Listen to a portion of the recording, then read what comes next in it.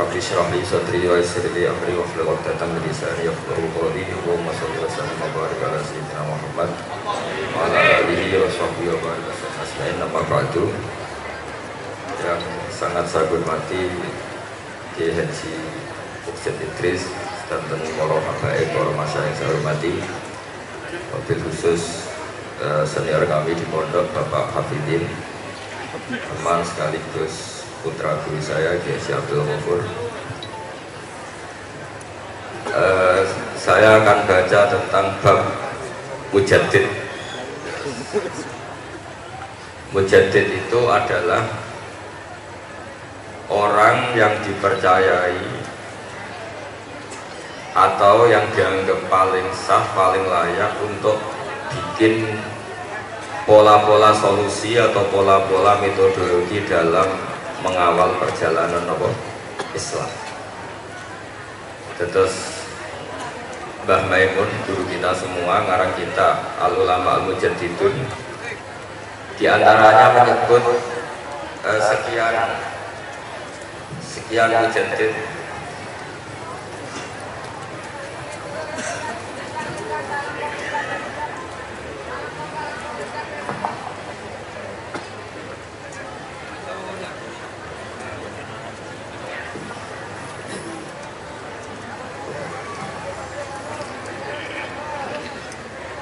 Saya teruskan ya.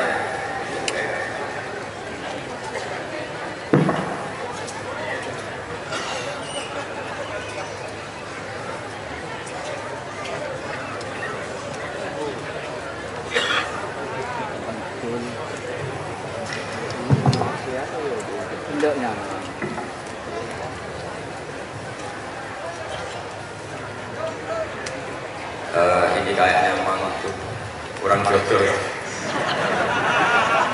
Karena tadi pengurusnya NU sudah keren, sudah lebih keren dibanding saya. Begini ya, jadi mujaddid itu orang yang dipercaya atau disahkan untuk bikin pola-pola atau metodologi dalam Islam. Kita alhamdulillah di Indonesia misalnya mengembangkan Islam dengan kalimat atau kata-kata yang insya Allah itu mengamal tentang ahli sunnah wal jamaah. Misalnya contoh yang sering saya sebut, setiap dari kita itu selalu kalau baca sholawat wassalatu wassalamu ala sayyidina Muhammadin wa ala alihi wa sahbihi ajma'in.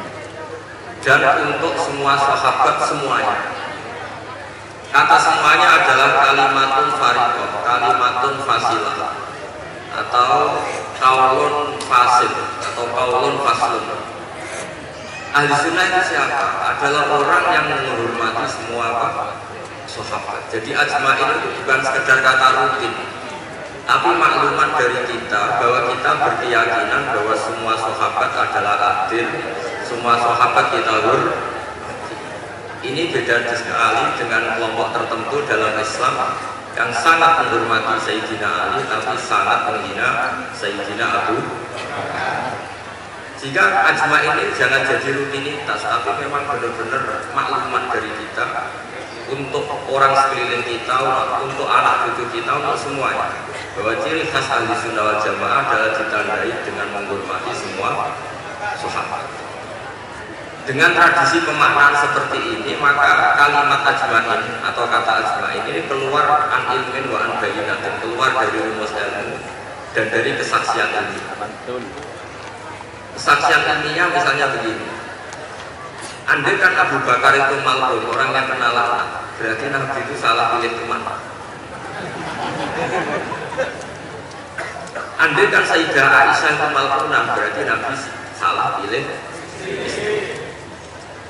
Jadi ketika kita tidak bisa detail secara ilmiah dengan argumentasi secara ilmiah, setidaknya kita memaklumatkan secara ijmal bahwa kita adalah menghormati wasatihi ajmain. Jadi itulah yang dimaksud bangun. Saya sering ngaji beliau dan beberapa kesempatan diberi penjelasan juga sama Mas Subur sebagai putra beliau. Misalnya komitmen ahli sunnah diantaranya apa? kita menghindari mengkafirkan orang Islam apapun dosanya. Ini juga ditulis oleh Mbah Mun di antara ciri khas ahli sunnah wal jamaah. Beliau menyebut salasun min aslil iman, ada 3 pokok dalam iman. Di antara yang beliau sebut adalah wala nukafiruhu bidzambin. Orang Islam tidak boleh kita kafirkan hanya karena melakukan dosa. Logika yang terbangun dari teori itu adalah sederhana. Misalnya Mbak Maimun itu paling gak suka namanya perang, chaos, karena agama ini sangat menghormati nyawa. Kullu muslimin ala muslimin haram jamuhu wa maluhu wa ilmuhu. Yang paling diharamkan itu adalah pertemanan. Wa in akhadna mitsaqakum la tasfikuna dima'akum. Pertama ada Bani Adam. Pertama ada peradaban Bani Israel. Pertama ada peradaban para nabi. Itu komitmen dasarnya apa? Jangan sampai ada pertumpahan darah. Kemudian Gus Zofur pernah cerita ke kita, kenapa Said Barjandi itu menjadi mujaddid? Itu di antara alasannya itu. Ketika negara-negara lain perang nyari format mandat, ikut mandat apa sampai perang, orang Indonesia bisa nikmati Islam lewat terbangan. Jadi yang lain perang, kita mencintai Nabi dengan asik pakai apa? Terbang. Sudah terbangan berstatus mahabbah kepada Rasulullah Shallallahu Alaihi Wasallam. Ini yang harus kita kembangkan. Jika saya berharap fikih pilkada, ya fikih apa? Yang tadi disindir katanya datang ikhlas tidak demi apa?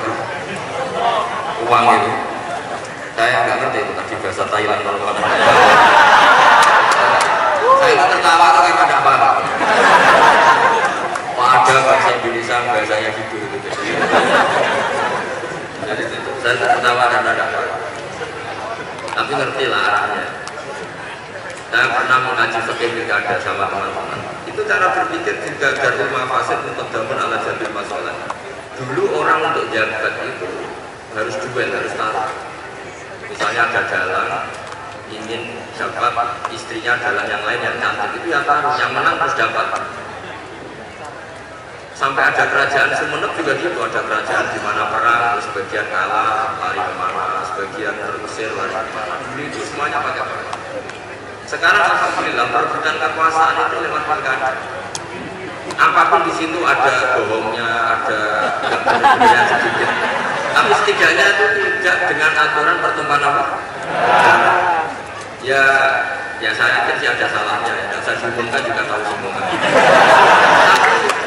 Tapi di situ ada dosa besar yang kita hindari, yaitu menghindari pertumpahan darah. Ini sudah membaik dari dulu perebutan kekuasaan lewat pertumpahan darah. Sekarang lewat seni merebut hatinya masyarakat. Kalau masyarakat sukanya senyum ya dikasih senyum. Kalau sukanya uang ya tidak tahu.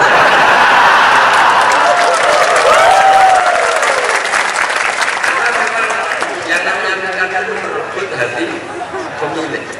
Masalahnya terus kaifiahnya itu apa? Ya tidak tahu, saya kan tidak calon bupati. Ya saya akan baca peradaban yang disebut nanti biar diteruskan Gus Zofur halaman 9. Wa dhuharu ba'dalika fi ba'dalika fil qurnisani ba'dal alfi al-imam ar-rabbani al-alama ahadu idrati Rasulillah sallallahu alaihi wasallam asy-syaikh al-imam al-murtadha sayyid syarhi ihya ulumuddin al-musamma bi hafiz sadatil muttaqin alladzi tamanahu fil anha wal bilad marji'u ulama yang di sunnah wal jamaah.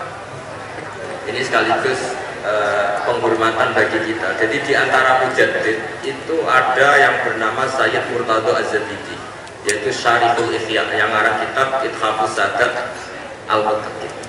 Itu sekitar 14 jilid. Kalau yang cetakan dari kutub ilmiah itu 14 apa?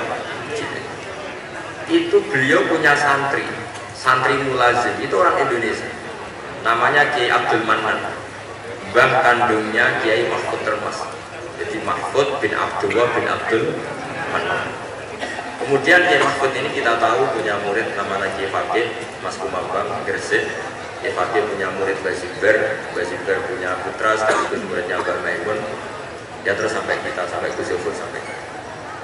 Sehingga pikiran-pikiran besar Said Zabidi itu bisa kita tangkap. Misalnya gini, saya sering diceritain bangun tentang kitab Ithaf. Di antara padanan, ya padanan, maksudnya padanan itu semua ulama itu pasti punya fatwa yang nggak ada kembarannya. Dan itu polanya umum, sehingga ciri khas ulama disebut mujaddid. Itu bisa menganalisis agama dengan cara yang menakjubkan.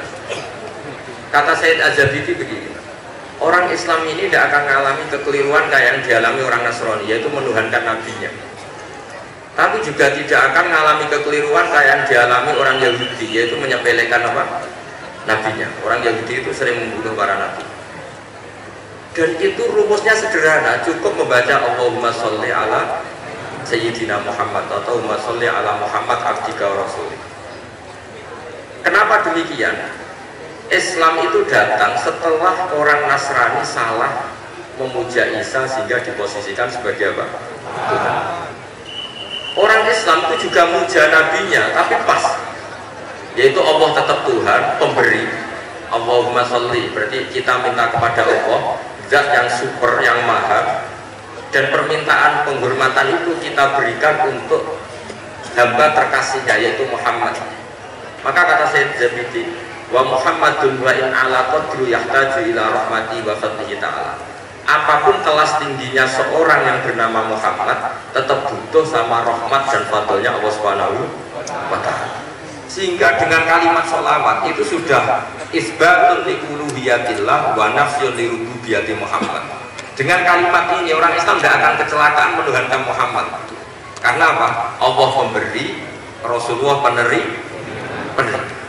Tapi umat Islam akan sangat menghormati Sayyidina Rasulullah Shallallahu Alaihi Wasallam karena semua penghormatan Allah terbaiknya, sholawatnya, tahiyatnya, semua yang terbaik disakasikan kepada hamba terbaiknya, yaitu Rasulullah Shallallahu Alaihi Wasallam. Maka kalimat ini ya kalimat tauhid, ya kalimat risalah. Karena dengan posisi lafaz sholawat seperti itu, kita tidak akan kecelakaan kayak yang dialami orang Nasrani. Karena kita tetap memposisikan Allah pemberi, Rasulullah Muhammad peneri. Itu kata Said Zabidi. Jadi akan selalu ada ulama yang memodifikasi Islam itu menjadi mudah. Islam yang jelimet karena datang setelah tadi kecelakaan Nabi Isa dituhankan. Jika ulama-ulama itu punya cara sendiri untuk supaya Islam tidak mengalami seperti itu. Kalau kita ngaji tauhid, misalnya seorang nabi selain punya sifat sidik, amanah, tabligh, fatona, punya sifat apa? Al-a'rad, al-basyariyah. Nabi harus punya sisi kemanusiaan. Sehingga nabi itu sering dahar di depan umum supaya menunjukkan kalau beliau seorang apa?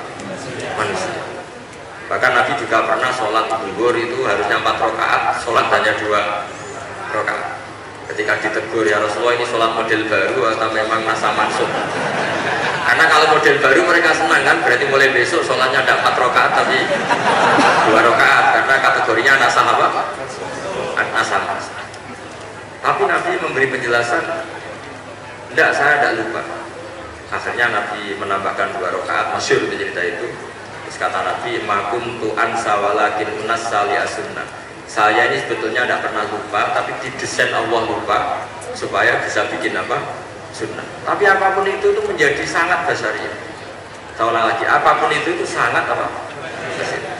Dan basariyah Nabi ini menguntungkan Islam, yaitu ciri khas Islam adalah menuhankan Allah saja, dan selainnya apapun hebatnya, meskipun seorang Rasulullah Muhammad tetap namanya Abduhu wa Rasuluh.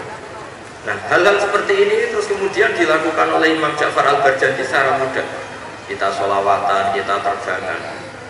Dengan cara seperti ini pula kita mahabbah Rasulullah semahabbah-mahabbahnya tanpa mendudukkan Rasulullah Muhammad sebagai Tuhan. Karena kita selalu meminta Allahumma, Allah engkau pemberi, kita semua meminta kepada engkau supaya sholawat engkau berikan kepada kekasih. Berarti fallahu wal mu'ti, Allah adalah pemberi, Nabi adalah benar. Maka terus statusnya jelas bahwa Allah adalah selalu Tuhan, Rasulullah adalah Abduhu wa Rasul. Sehingga terus kita baca subhanalladzi asra bi abdi. Sehingga kata para ulama, wasiyatu Muhammad, wasiyah terbaiknya adalah ketika disebut abduhu wa rasul. Karena tadi agama Islam itu datang setelah prahara atau setelah kecelakaan, setelah kesalahan seorang nabi di Tuhan. Tapi hebatnya ahli sunnah, hebatnya NU, hebatnya pesantren, menjelaskan ilmu seserius ini itu menjadi gampang. Karena ya daripada umat mikir jelimet, semoga ikon mau coba sholawat, serah paham sidik, semua yang calon bupati mau sholawat dan jadi. Ya sebetulnya banyak yang nggak ikhlas juga, sudah itu nggak penting.